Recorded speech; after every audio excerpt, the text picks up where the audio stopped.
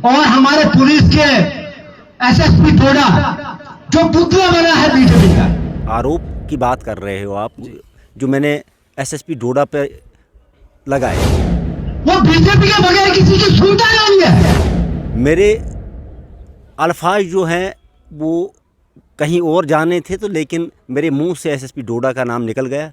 जब इंसान के मुंह से कोई बात निकल जाए तो फिर इंसान वापस नहीं ले सकता है। और वो जलसे में जाके अरविंद राणा को गले लगता है। तो मेरे मुंह से गलत अल्फाज निकला एसएसपी डोडा के लिए, वो मुझे खुद भी ठीक नहीं लगा। और आज भी ऑन कैमरा मैं बता रहा हूँ कि मेरे अंदर वो चीज़ खा रही है। क्योंकि जिस आदमी के साथ इंसान कभी मिला ना हो, जिस इंसान को कभी काम बोला ना हो, तो उस पर उंगली उठाना मैं जायज़ नहीं समझता। हम भी सियासत में रहे, हमारे लीडर भी चीफ मिनिस्टर रहे, और फिर से हम आएंगे। हमने लिस्ट बनाई है लोगों की, हमने लिस्ट बनाई इनके खिलाफ पर्चा काटेंगे जो हमारे गरीब लोगों के साथ इनको लूटा है और धक्के दिए और दफ्तरों में आने नहीं देते हैं। स्पोर्ट्स स्टेडियम डोडा में आए हुए थे और हमें यहाँ पर अचानक वसीम जी मिल गए। पिछले दिनों बड़े चर्चा में रहे, आपने भी देखा होगा, सोशल मीडिया के माध्यम से देखा होगा। दाली उद्यानपुर के एरिया में जब गुलाम नबी आज़ाद साहब का, मुजीद वानी साहब का वहाँ पर दौरा था, वहाँ पर तकरीर की जा रही थी। उस दौरान इन्होंने भी एक तकरीर की थी जिसमें एसएसपी डोडा का नाम लिया गया था और कुछ चंद आरोप भी लगाए गए थे। और काफ़ी चर्चा में पिछले दिनों जो है वो वसीम राजा डोडा के अंदर रहे हैं।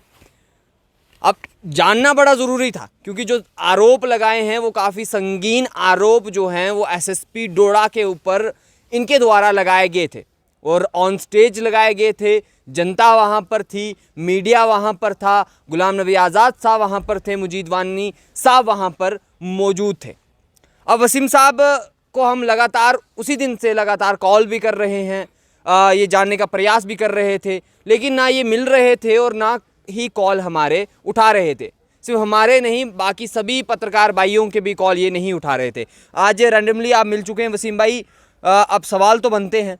सबसे पहली बात वसीम भाई, क्या सोच के आपने ये कहा? क्या आपके पास कोई तथ्य हैं या फिर आपने किस तरह से आपने उस दिन तकरीर कर दी? सबसे पहले मैं आपको ये बताऊं कि जो भी फ़ोन आए, मुझे घरेलू कुछ परेशानी है जिसमें मेरे छोटे भाई की दोनों किडनियाँ फेल हैं। मैं हॉस्पिटल में था जी। इसलिए जब हॉस्पिटल में इंसान होता है तो किसी की कॉल उठाना मुनासिब नहीं समझता कि जब इंसान खुद टेंशन में हो। जी जी। तो इसलिए मैं 2-3 दिन से उधरी था। तो लेकिन जहाँ तक आरोप की बात कर रहे हो आप, जो मैंने एसएसपी डोडा पे लगाए, जी। मेरे अल्फाज जो हैं वो कहीं और जाने थे, तो लेकिन मेरे मुंह से एसएसपी डोडा का नाम निकल गया। जब इंसान के मुंह से कोई बात निकल जाए तो फिर इंसान वापस नहीं ले सकता है। जी।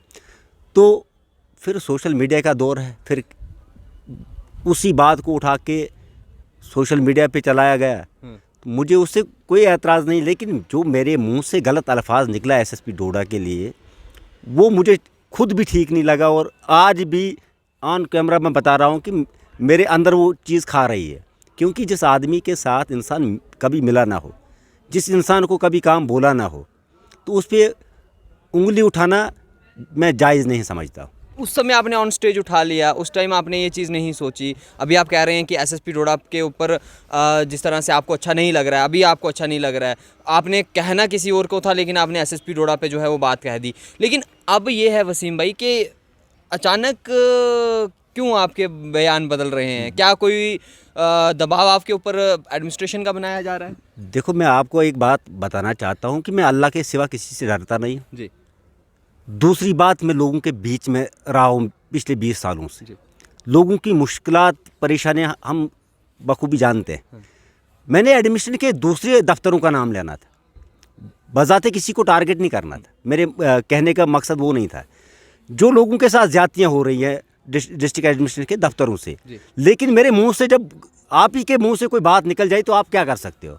मेरे मुंह से भी वो बात निकल गई। मैं उस बात के लिए पछता रहा हूँ कि मेरे उस बात को वापस लेना चाहता हूँ, क्योंकि वो बात मेरे मुंह से शोभा नहीं देती थी। और मेरे जो सीनियर लीडर हैं उन्होंने भी बताया कि यार हुआ क्या, आपने क्यों नाम लिया। फिर मैंने उनको भी बताया कि मेरे मुंह से एसएसपी डोडा का नाम निकल गया।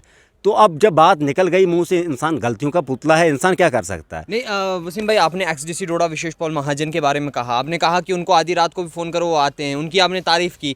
एसएसपी डोडा की अगर बात करें तो पिछले दिनों हमने एसएसपी डोडा का बड़ा बेहतरीन काम देखा है। ड्रग्स को लेके हो, ड्रग्स फ्री सोसाइटी हो, चाहे गो तस्करी या जानवरों की तस्करी या अन्य तस्करी हम की बात करें, वहाँ उस पर भी लगाम जो है वो कसी गई थी। लेकिन अचानक आपने एकदम स्टेज पर आकर और अचानक वीडियो वायरल हो जाती है जिसमें एक सुनाई देता है कि एसएसपी डोडा जो है वो ध्यान नहीं देते या काम सही से नहीं करते। अब क्या लगता है आपको? आप अभी तो अपनी गलती मान रहे हैं, लेकिन जिन तक वो वीडियो पहुंची है, जिन तक वो आवाज़ पहुंची है, जिन तक उन्हें किस तरह से आप समझाएंगे? मैंने आपके माध्यम से, जब आप मिल गए इधर आवाज़ मारी, मैं आपके पास आया तो मैं उसी चीज़ को रिपीट कर रहा हूँ कि मेरा देखो, जहाँ डीसी साहब की बात की आपने, तारीफ इसलिए कि मेरा राब्ता था उनके साथ। एसएसपी साहब के साथ मेरा कोई राब्ता ही नहीं है, कभी मिला नहीं हूँ, कभी काम बोला नहीं है। लेकिन जहाँ तक लोगों की बात है, लोग मैं भी डोडा में रहता हूँ। एसएसपी डोडा जब से डोडा में आए हैं, ड्रग्स का सत्यानाश हो गया है, बहुत अच्छे काम किए हैं। उनकी तारीफ इसलिए की थी, उनके साथ राब्ता था, इनके साथ कोई राब्ता ही नहीं है। और मेरे मुंह से अचानक उनके खिलाफ बात निकल गई, मैं उसी बात को पछता रहा हूँ। वसीम जी, एक बात आपने और कही थी कि एसएसपी डोडा भारतीय जनता पार्टी का है और जब रविंदर रैना आता है वो उनके गले जाके लगता है। वो मैंने एक क्लिप देखी थी जिसमें वो गले लग रहे थे, लेकिन जब मैंने कन्फर्म किया वो एक ही इलाके के रहने वाले हैं। जब एक इलाके के रहने वाले दो आदमी हो, चाहे लीडर हो या ऑफिसर हो, तो उनको हाथ मिलाना और गले लगना तो जायज़ सी बात है। जायज़ सी बात है। आपने मगर बाद में कंफर्म किया?